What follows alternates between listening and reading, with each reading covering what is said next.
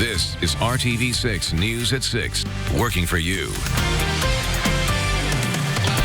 Now at 6, the number of child abuse reports in Indiana is down, while child advocates say that may not be a good thing in how they're trying to protect kids in Indiana.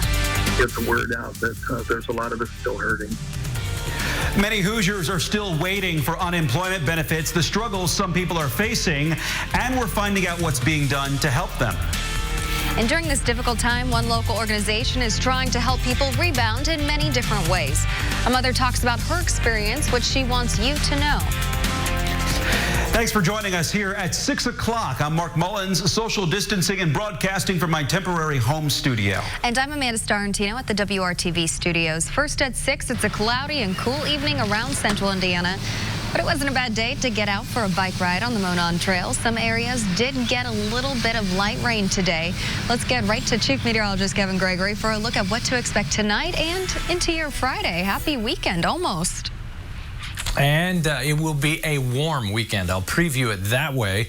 And Amanda mentioned the showers. They're gone. We have the cloud cover across central Indiana still. But over the next 24 hours, our rain chances will be very low through Friday into early Saturday. Looking ahead, this is what's going to happen. String of days in the 80s with the humidity climbing. We'll have to hang on to a daily chance for some thunderstorms. Temperatures, with the exception of Evansville, are in the low 70s right now. As you look at tomorrow, temperatures start to make their move into the 70s. All right, when we come back, I'll do something that I rarely ever do. Maybe once a year would I attempt something like this. Find out what that is coming up.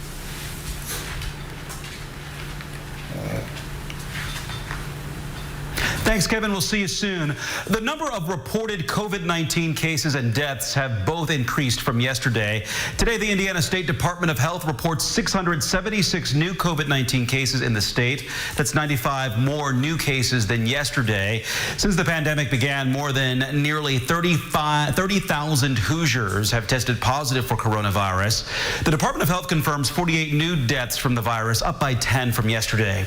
So far, 1,764 people in Indiana have died from COVID-19. The state says nearly 203,000 people have been tested for the virus. Less than 15% of them tested positive for COVID-19. I want to show you a snapshot of the last 6 days of newly confirmed COVID-19 cases in Indiana, starting with today. The number of cases has increased the past 2 days, but as you can see overall, these numbers have gone up and down, so there really isn't a trend that we can latch onto yet. Looking at hospitals tonight, just more than 39% of all intensive care unit beds in Indiana are available. That's according to numbers from the state. Nearly 16% of the ICU beds are occupied by COVID-19 patients. 45% of beds are being used by non-COVID-19 patients. Also, nearly 81% of the state's ventilators are available. We know that kids are really struggling right now, and they're isolated, and they need an outlet to ask for help. The number of child abuse reports in Indiana is down, and that may sound good, but it's probably not. It actually has child advocacy centers very concerned. Tonight, our Nicole Griffin is finding out a partnership with advocates and local schools is aiming to let children know there are still trusted adults they can turn to.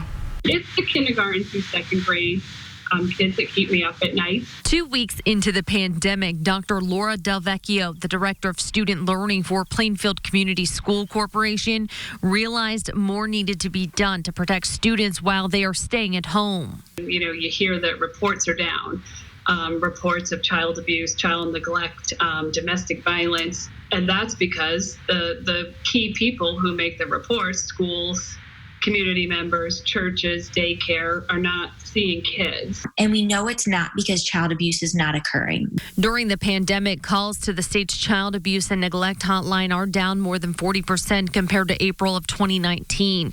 That is why Susie's Place, a child advocacy center, developed a partnership with 7 local schools to reach children at home through e-learning. This campaign started where We were driving it as a school district. We kept using the hashtag in this together because we really are. During the pandemic, Plainfield schools teamed up with Susie's Place, the town of Plainfield, and Sheltering Wings, a domestic violence nonprofit, sending home safety reminders in every lunch bag.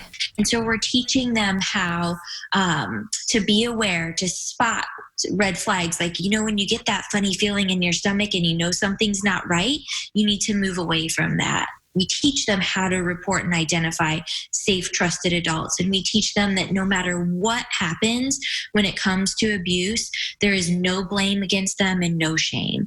Plainfield schools are now out for the summer, but the message remains the same. School leaders want community members to be on the lookout for signs of child abuse and domestic violence. When their feeding program starts back up on June 1st, they will be handing out safety information like the body safety rules to children in their lunch bags.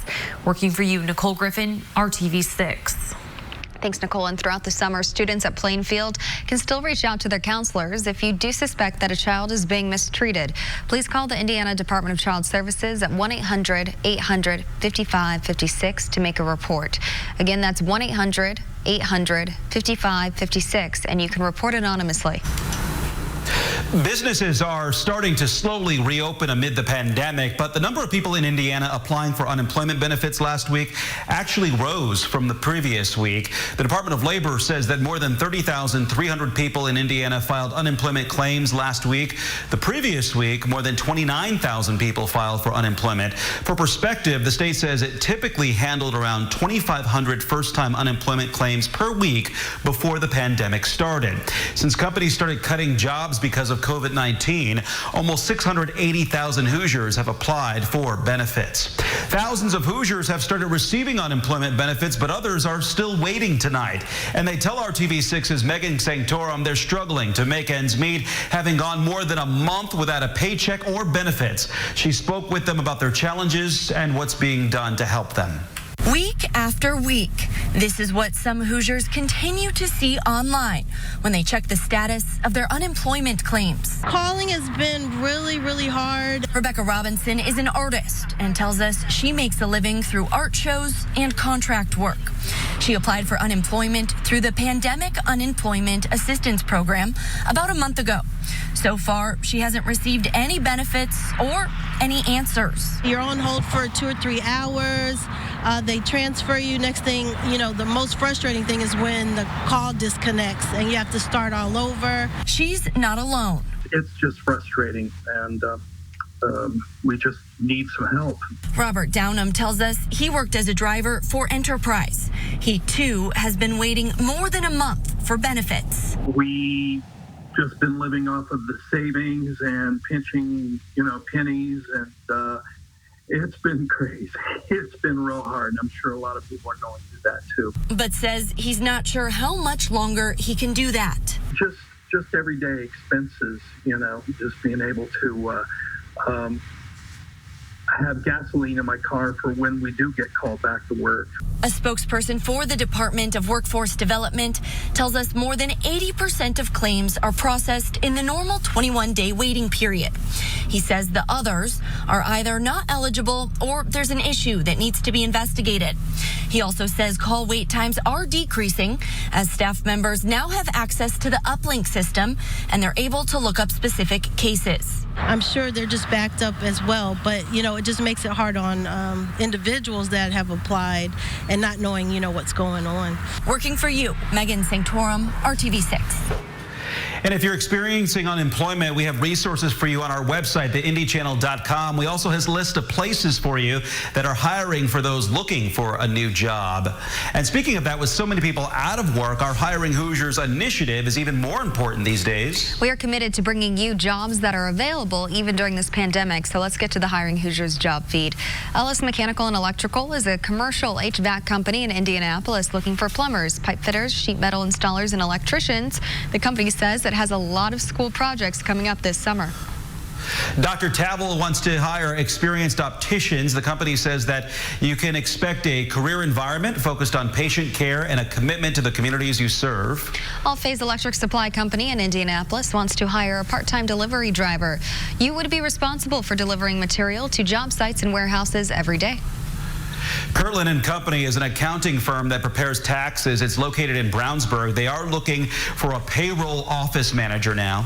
And we have more employment opportunities posted on the Hiring Hoosiers job board, complete with a link to the application process. You can find that simply by going to hiringhoosiers.com.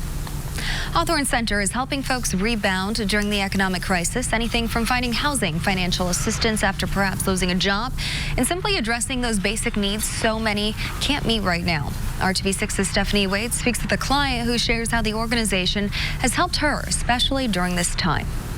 Nakia Thomas was staying at a shelter when she first learned of the Hawthorne Community Center. She has 5 children, 4 under the age of 18, and at the time she was searching for daycare. But it didn't stop there.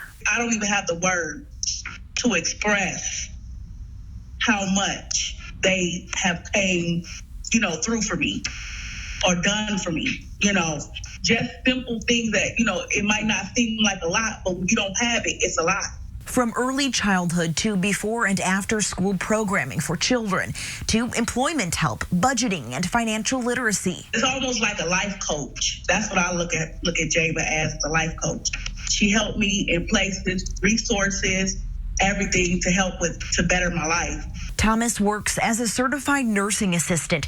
She actually had to quarantine herself for 14 days and couldn't work.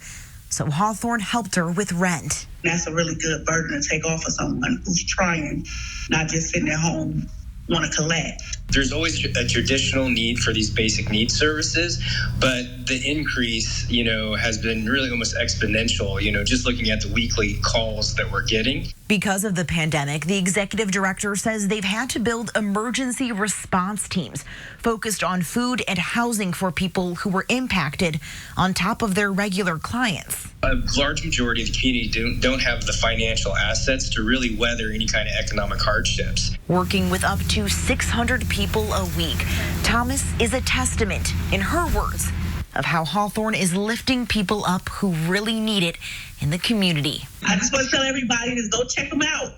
Stephanie Wade, RTV6. To get in touch with the Hawthorne Community Center and find other resources you can take advantage of, go to theindychannel.com/rebound. Again, that's theindychannel.com/rebound. Friday, most of Indiana will move into stage 3 of the state's reopening plan. This does not include Marion or Cass counties.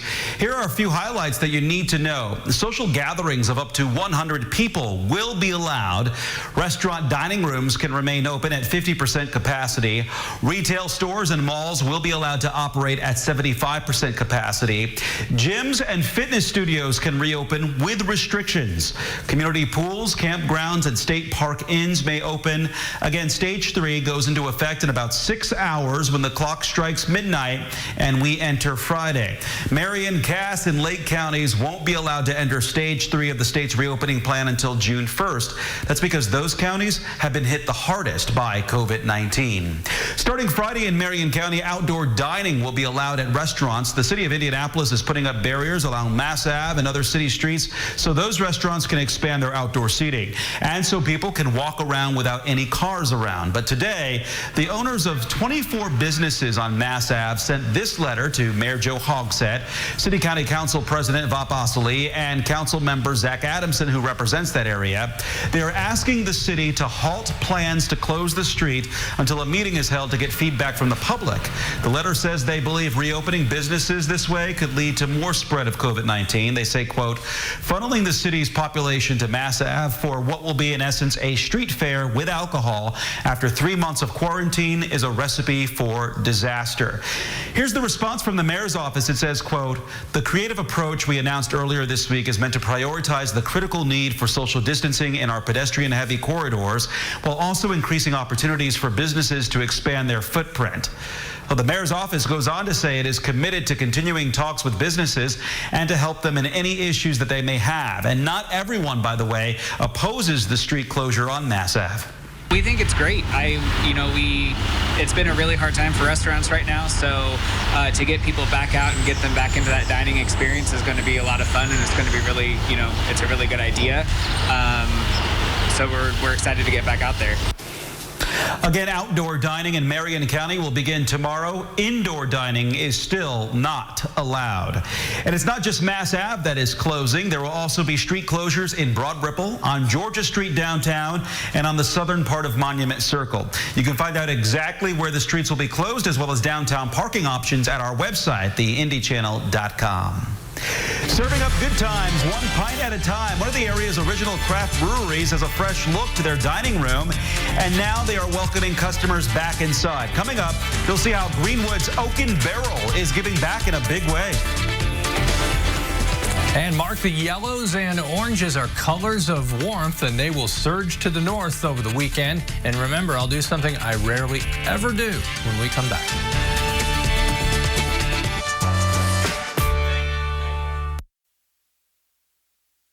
This is RTV6 News at 6, working for you.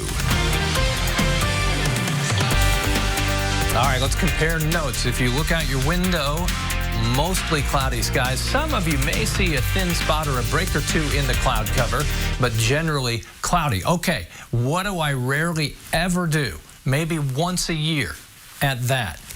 And that's start with a 7-day forecast. I want to show this to you. Soak it in, everyone. We're starting with the end. Does that make any sense? I want to see this pattern here and show you. We're in the 70s tomorrow, but then the next 6 days. So we'll get the warmth. It's not pulled right out from under us. We'll hang on to it for a while, and the humidity will climb as well. Unfortunately, we hold on to a daily chance for showers and thunderstorms. They're most likely on Monday and Tuesday. Typically, of course, the 7-day forecast is the dessert of our talk, but you get it as the main course as well tonight.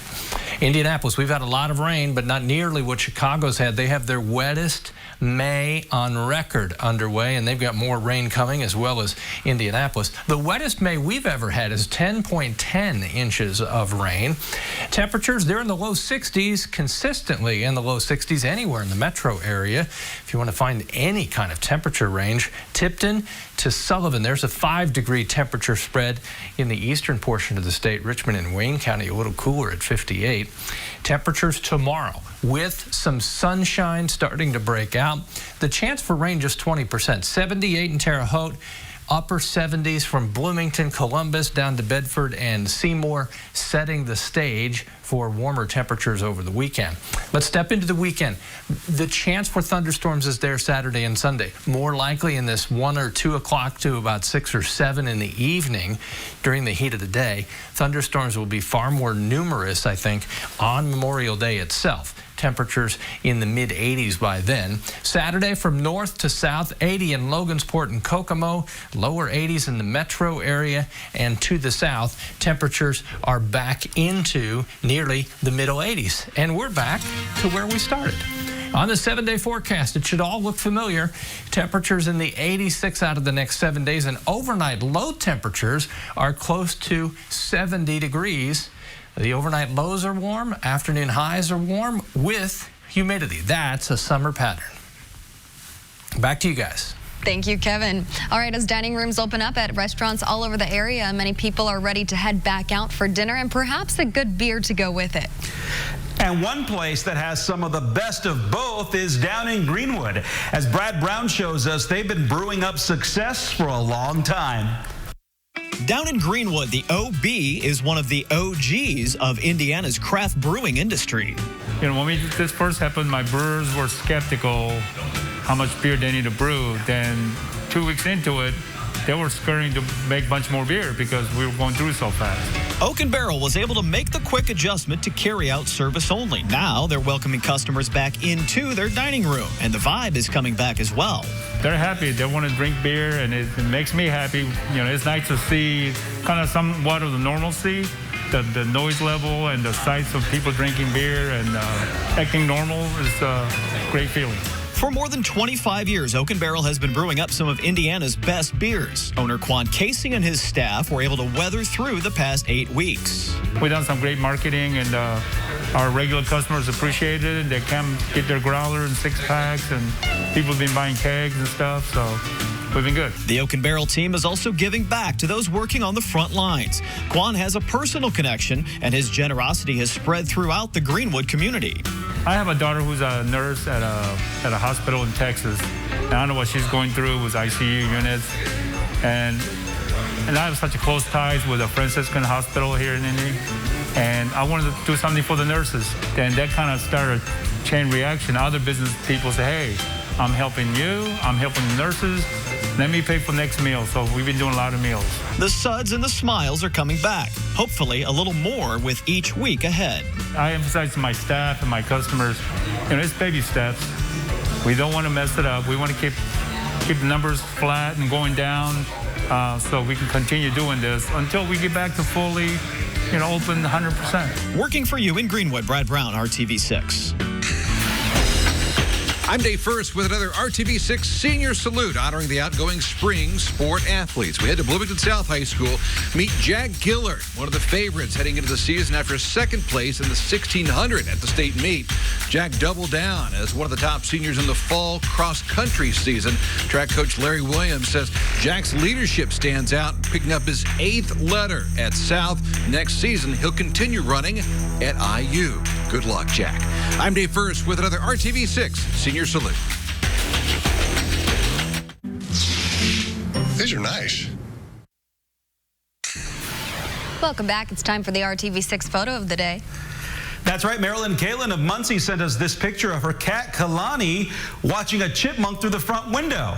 I know what Kalani is looking at, but I wonder what has the chipmunk's attention there. It's a good thing for the chipmunk that there was a window separating those two.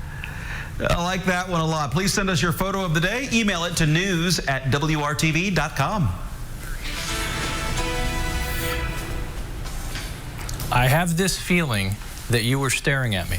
All right, let's talk. What we've had to do here is add a little to the y-axis and get temperatures up to around 90 because we'll be well into the 80s as we go through the weekend. Okay, bye. You're just very excited about warm weather, aren't you, Kevin? We'll see you.